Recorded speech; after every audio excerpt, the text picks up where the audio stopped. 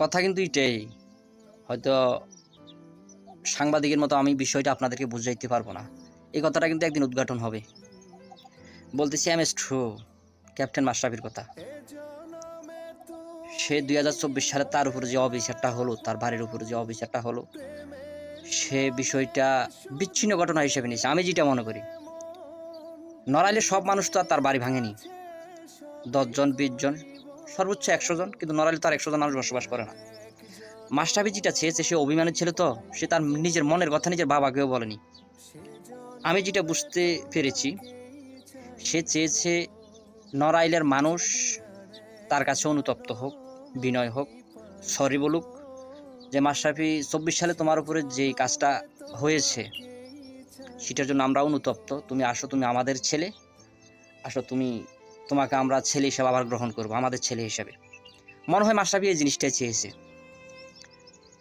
কিন্তু নড়াইলে কি আর 100 জন মানুষ বসবাস করে? তার ভারী ভাঙছে যে এরাই বসবাস করে? না, সে নড়াইলবাসী থেকে এই জিনিসটা মনে হয় আশা করেছে। আমি যেটা মনে করি, নড়াইলের মানুষ তার কাছে অনুতপ্ত হয়নি, বিনয় হয়নি। সে বহুদিন সময় নিয়েছে, এতদিন পরে সেই কথাটা বলেছে যে আমি মারা যাওয়ার পরে আমার লাশটা যাতে আমার জন্মস্থানে না নেওয়া হোক। কত বড় একটা কথা, কত কষ্ট পেলে মানুষ এই জিনিসটা করে। ভাই, মাশরাফির মতো একটা ছেলে নড়াইলের মানুষের কাছে সব সময় অমর হয়ে থাকবে, এটাই জাতি জানে। অত্যন্ত ভদ্র একজন ছেলে, তার ব্যক্তিত্ব ভালো। সে চেয়েছে নড়াইলের মানুষ তার কাছে অনুতপ্ত হোক, তা হয়নি, করেনি।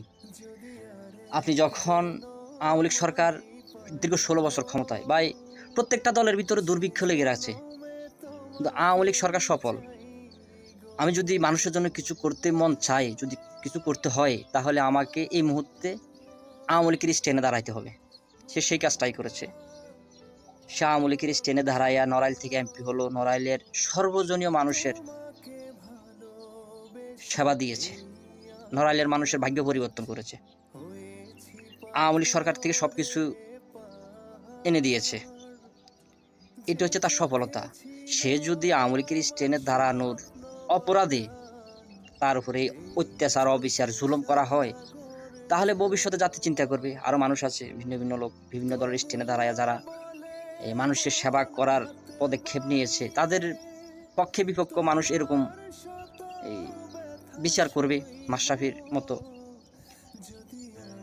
তো নড়াইলের মানুষ অকৃতজ্ঞ।